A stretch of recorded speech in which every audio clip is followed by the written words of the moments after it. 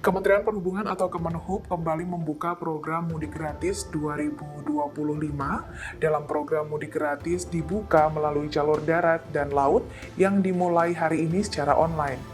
Dikutip dari Kompas.com, keterangan ini disampaikan oleh PLT Direktur Jenderal Perhubungan Darat Kemenhub, Ahmad Yani, Minggu 9 Maret 2025. Dirinya mengatakan tersedia kuota mudik gratis melalui jalur darat sejumlah 21.536 dan 300 kuota bagi sepeda motor.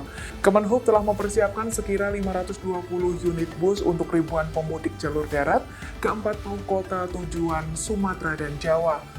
Ahmad melanjutkan dengan rincian kuota mudik gratis jalur darat, yakni 31 kota tujuan dan 9 kota arus balik.